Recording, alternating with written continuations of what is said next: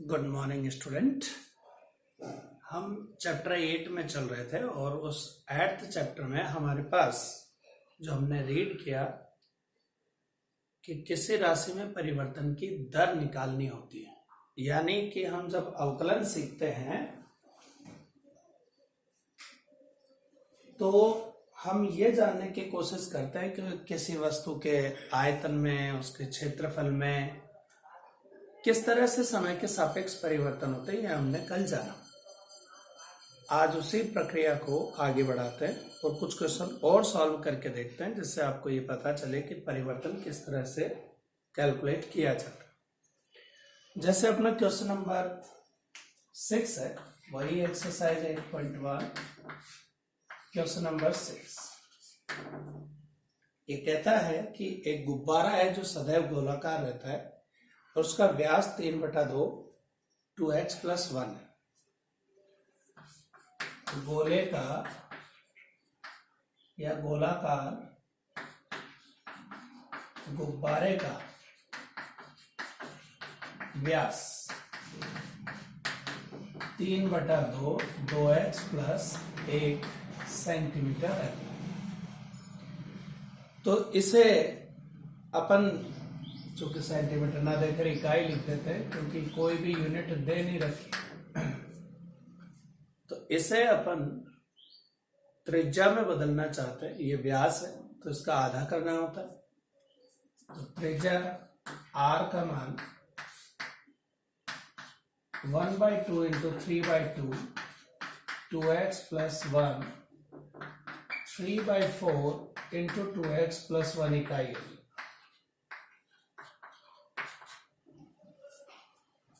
तो कोई एक स्फेरिकल शेप्ड बलून है जिसका डायमीटर गिवन था और अब अपन उसके रेडियस निकाल चुके हैं।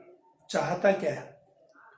इसके आयतन में परिवर्तन की दर x के सापेक्ष ज्ञात करें, यानी rate of change in volume करना है, but with respect to x, t के सापेक्ष नहीं। तो गोले का या गुब्बारे का आयतन,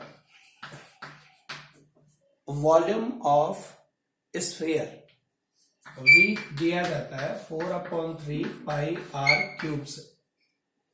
r³ मतलब त्रिज्या, और त्रिज्या ये है अपना, r की वैल्यू ये चल रही, तो रख दिया जाएगा 4/3 π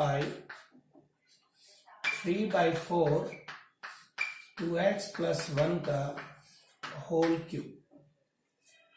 अब इसे सॉल्व करते हैं। तो 4/3 π तो पहले से है, ये 27/64 × 2x + 1 का होल क्यूब लिख लिया। तो 3 से ये 9 टाइम्स गए और 4 से ये 16 टाइम्स गए, तो 9π/16 तो पहले से, और वो ब्रैकेट, ये अपने पास v है। और अब डिफरेंशिएट करें इसे, अवकलन, तो dv/dx निकालना है। x के सापेक्ष अवकलन, यानी with respect to x differentiate कर रहे हैं। तो 9π/16 तो जैसा था वैसा ही है। इसको किया तो 3 × 2x + 1 का होल स्क्वायर हो गया, और इनटू अब 2x + 1 का करेंगे तो 2। ये जो 2 है वो 16 को 8 टाइम्स कट कर देगा, और 9 का 3 से इंटू 27, तो 27/8 π 2x + 1 होल स्क्वायर इकाई का क्यूब प्रति इकाई।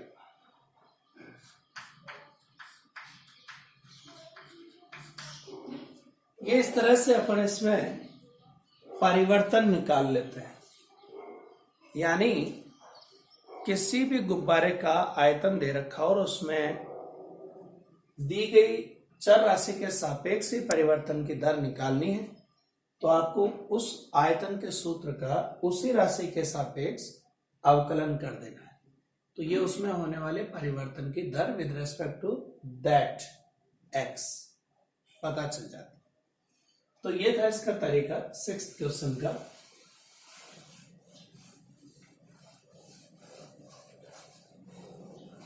अब अपन बात करते हैं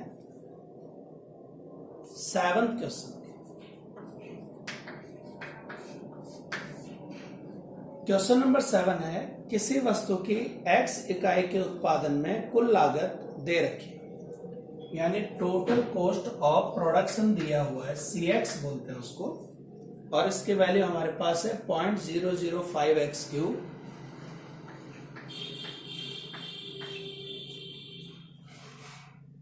0.02x² प्लस 30x प्लस 5000।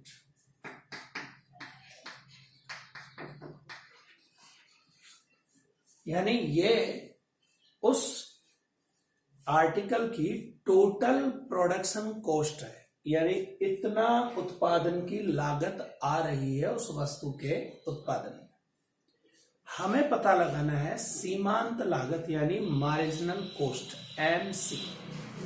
सीमांत लागत बेसिकली होता क्या है कि किसी तत्कालीन परिस्थिति में परिवर्तन की दर निकालने को कहते हैं, और वो परिवर्तन जो वेरिएबल यानी जो चर राशि यहां दे रखा है उसके सापेक्ष से निकालते हैं।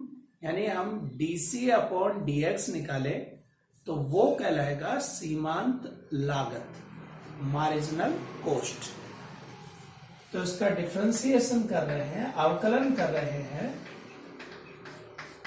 विद रेस्पेक्ट टू x के सापेक्ष। तो इसे dC/dx लिखा, ये MC कहलाएगा, मार्जिनल कॉस्ट है। तो 0.003 तो था ही अपने पास, 5 सॉरी, यह 0.005 था अपना, वो तो अभी भी रहेगा, और x³ का हो गया 3x², इसका 0.02 तो पहले से, और x² का हो गया 2x, और इधर प्लस 30, 5000 का 0, जिसे लिखने की अपने को जरूरत नहीं है, और x का हो गया 1, उसको भी लिखने की जरूरत। अब ये कितनी इकाई के ऊपर यानी x की किस वैल्यू के लिए सीमांत लागत चाहता है, और इसने कहा है कि यदि 3 इकाई का उत्पादन किया जाए वस्तु का, सिर्फ 3, यानी x बराबर 3 पर x = 3 के ऊपर मार्जिनल कॉस्ट चाहिए। तो MC की वैल्यू हो गई dC/dx at x = 3। तो जहां जहां x है वहां 3 रख दिया जाए, ये हो गया 0.015 इंटू 3 का स्क्वायर माइनस 0.04 इंटू 3 प्लस 30, ये 9 बनेगा, और 9 का 15 से इंटू 135 होता है, तो 0.135, 3 4 जा 12 यानी 0.12, और इधर 30। अब इनको ऐड कर लेते हैं, तो इसको थोड़ा छोटा लिख दूंगा जिससे कंफ्यूजन ना हो कि x की वैल्यू चल रही है। अब इनको, इसको और इसको तो ऐड कर लिया जाए, तो 30.135, और इसमें से माइनस कर रहे हैं 0.120 को,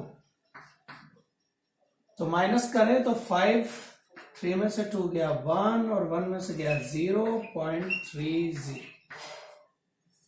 तो 30.015। आप चाहें तो तीसरे स्थान पर यदि 5 से बड़ा अंक आता है तो पीछे वाले में 1 जोड़कर आगे का काम खत्म कर सकते हैं, यानी 30.02 भी लिखा जा सकता है।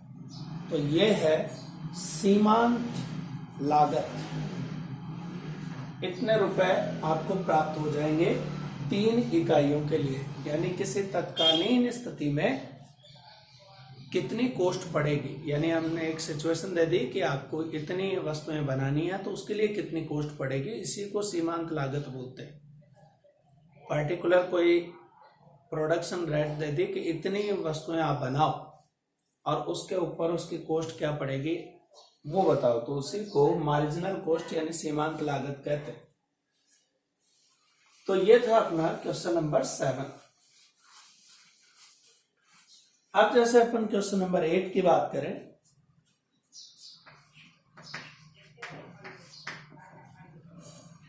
इसमें दे रखा है कि एक साबुन के गोलीय बुलबुले की त्रिज्या में 0.2 सेंटीमीटर प्रति सेकंड की दर से वृद्धि हो रही है। यदि साबुन की बुलबुले का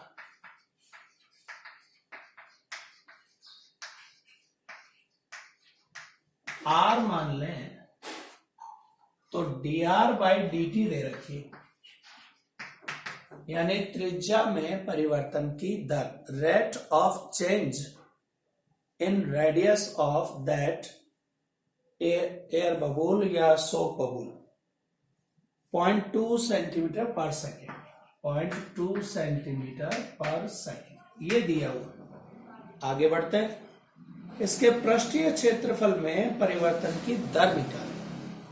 अब साबुन का जो बुलबुला है, यानी वो जो गोल आकृति बनेगी वो स्फीयर की होती है, गोले की होती है। तो गोले का जो पृष्ठीय क्षेत्रफल का सूत्र होता है वो यहां काम करेगा।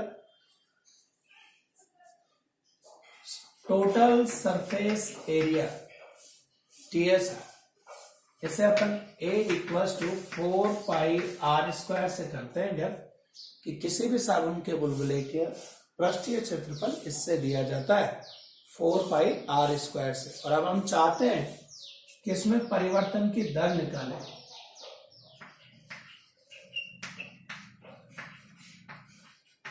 रेट ऑफ चेंज निकालें, तो विद रेस्पेक्ट टू t इसको डिफरेंशिएट कर दिए, dA/dt, 2 आ जाएगा 8πr।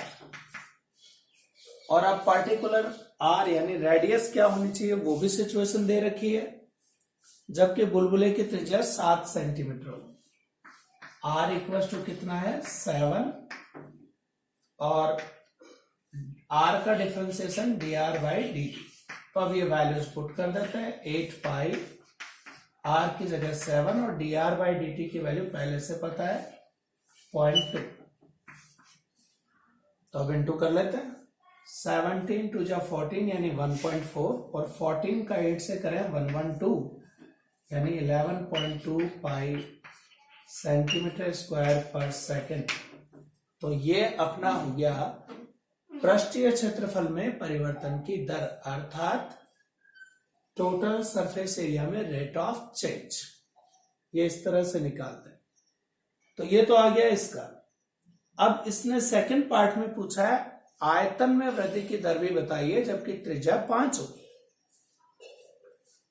वॉल्यूम यानी आयतन, आप जानते हैं आयतन V = 4/3πr³ देते हैं, क्योंकि वो एक गोलाकार आकृति है जिसके रेडियस r चल रही है। तो इसका मतलब है कि अब इसका भी t के सापेक्ष अवकलन करना है, यानी differentiating with respect to t। तो dV/dt, तो 4/3π तो था ही, r³ का डिफरेंशिएशन हो गया 3r², और फिर r का हो गया dr/dt। और अब ये सारी वैल्यूज हैं अपने पास, 3 से तो 3 कट कर देते हैं। r कितना दे रखा है 5, तो r की वैल्यू अपने को 5 सेंटीमीटर लेकर चलनी है इस केस में। तो 4π इंटू 5 का स्क्वायर इंटू 0.2। अब 5 का स्क्वायर 25 का 4 से इंटू 100, ये डेसिमल हटा देंगे तो नीचे 10, 100 से 10 कटेगा 10 का 2 से इंटू 20, तो 20 पाई क्यूबिक सेंटीमीटर पर सेकेंड।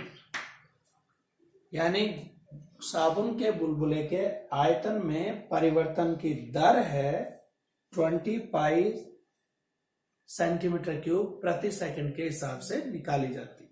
तो ये इसका तरीका है। तो उम्मीद है ये आपको समझ में आ गया होगा। क्वेश्चन नंबर 8 क्या है। अब क्वेश्चन नंबर 9 की बात कर लेते हैं कि क्वेश्चन नंबर 9 अपने को क्या बोलता है। 9th क्वेश्चन में दे रखा है कि एक नली से 12 क्यूबिक सेंटीमीटर पर सेकंड की दर से बालू उड़ेली जाती है। यानी आयतन में परिवर्तन की दर दे रखी है।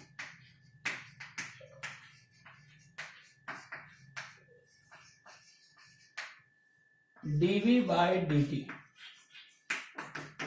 12 क्यूबिक सेंटीमीटर पर सेकेंड, यानी rate of change in volume वो गिवन है। जब किसी भी चीज से अपन कोई चीज बाहर गिराते हैं तो उसके आयतन में कमी आती है, इसका मतलब आयतन में परिवर्तन हो रहा है, वॉल्यूम में चेंज हो रहा है। और वॉल्यूम में change d v by d t से दिया जाता है, जो हो गया 12 क्यूबिक सेंटीमीटर पर सेकेंड। ये इससे पता चलता है। इसके बाद इसने कहा कि ये एक शंकु का निर्माण करती है, यानी जो मिट्टी जमीन पर गिर रही है वो एक शंकु का निर्माण कर रही है, कुछ इस तरह से। इस शेप में वो ढेरी बनाती जा रही है, कॉनिकल शेप्ड है। तो जो भी अर्थ यानी मिट्टी नीचे गिर रही है वो एक कॉनिकल शेप्ड यानी शंकुनुमा आकृति का निर्माण कर रही है, जिसकी ऊंचाई आधार की त्रिज्या की 1/6 भाग होती है। यदि मैं इसकी ऊंचाई को h से व्यक्त कर दूं, यानी हाइट इसकी h ले ले और रेडियस यानी त्रिज्या को r ले ले, तो प्रश्न कह रहा है कि h जो है हाइट वो उसकी त्रिज्या का 1/6 है, रेडियस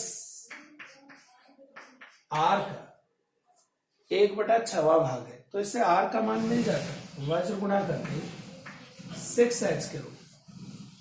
अब आयतन की बात कर लेते हैं। इसने कहा है कि शंकु की ऊंचाई में किस गति से वृद्धि हो रही है जबकि ऊंचाई 4, यानी अपने को h का मान जब 4 सेंटीमीटर पर्टिकुलर सिचुएशन में दे रखा हो तब dh बाई dt का पता करना है कि ऊंचाई में परिवर्तन की दर क्या थी।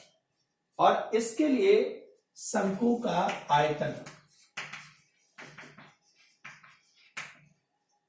v इक्वल टू होता है 1/3 पाई r स्क्वायर h, ये इसका फॉर्मूला होता है।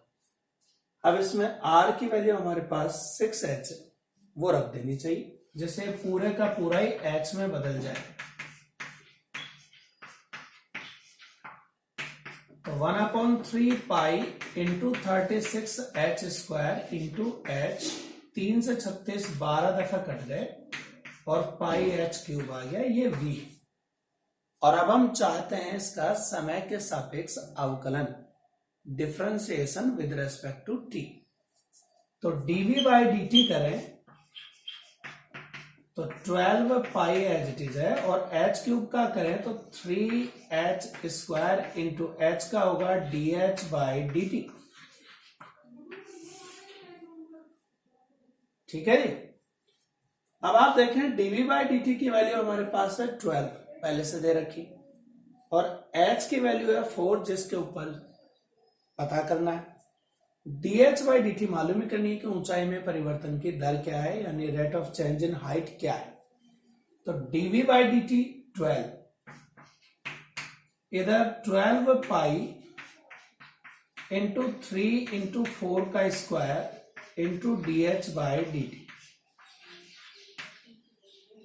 इस 12 का इधर डिवाइड कर दें तो खत्म हो जाएगा, यानी इधर आ गया 1, और अब 4 का स्क्वायर 16, 3 से इंटू करें 48, पाई साथ में रखें तो 1/48 पाई इक्वल्स टू है dh बाई dt, और इकाई इसकी हो जाएगी सेंटीमीटर प्रति सेकंड,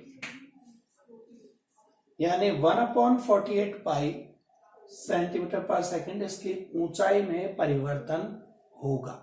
कब? जबकि ऊंचाई 4 सेंटीमीटर की उस समय थी, यानी ये जो परिवर्तन हमें है, जिस समय ऊंचाई 4 सेमी थी तब के हिसाब से अपन ने परिवर्तन की दर निकाली।